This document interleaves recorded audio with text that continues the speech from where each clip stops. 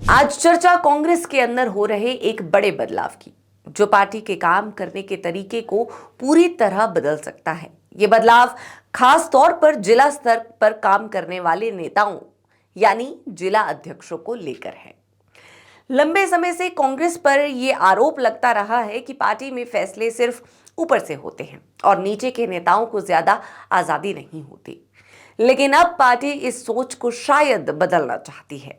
इस बदलाव के पीछे राहुल गांधी का विजन है। उनका मानना है कि अगर पार्टी को मजबूत बनाना है तो उसकी जड़ें मजबूत होनी चाहिए, और जड़ें होती है गांव, कस्बे और जिले के स्तर पर काम करने वाले कार्यकर्ता।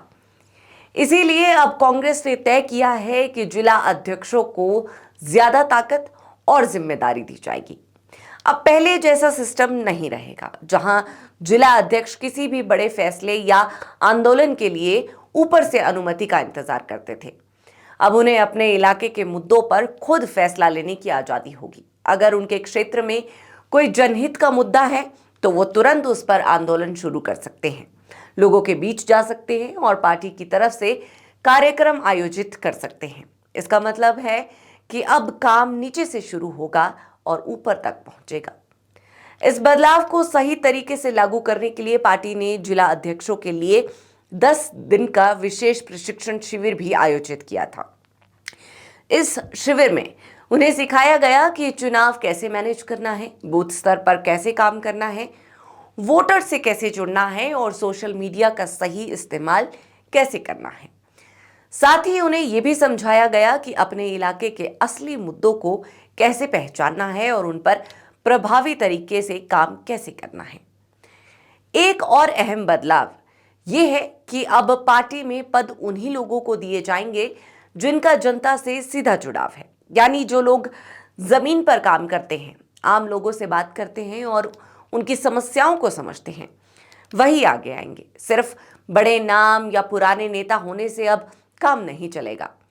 यह बदलाव कांग्रेस को फिर से ग्राउंड लेवल पर मजबूत बनाने की कोशिश है।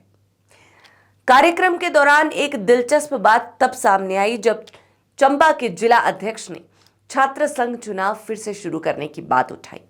उनका कहना था कि छात्र राजनीति से ही युवा नेताओं की तैयारी होती है।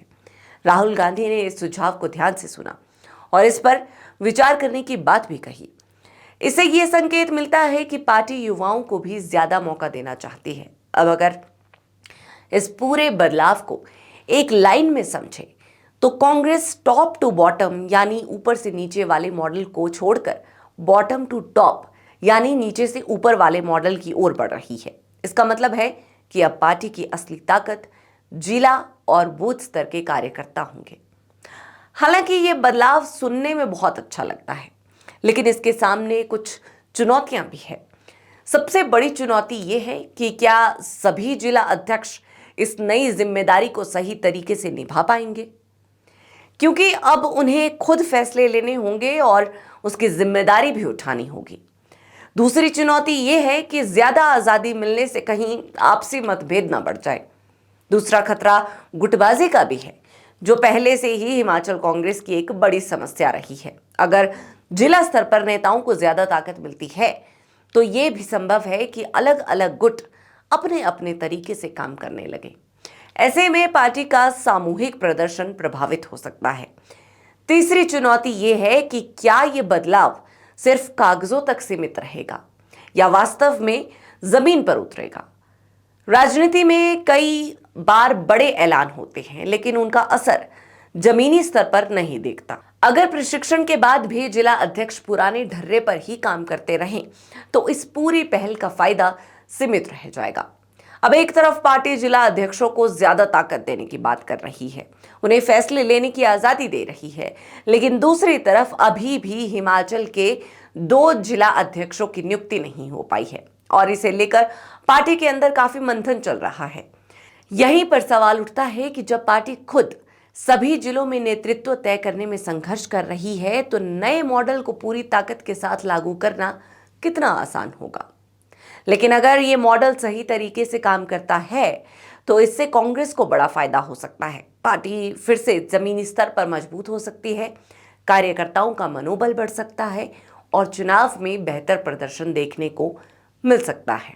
फिलहाल इस मॉडल की चर्चाएं तेजी से हो रही है और आज की इस चर्चा पर आप सभी की क्या राय है, ये हमें कमेंट सेक्शन में ज़रूर बताएं।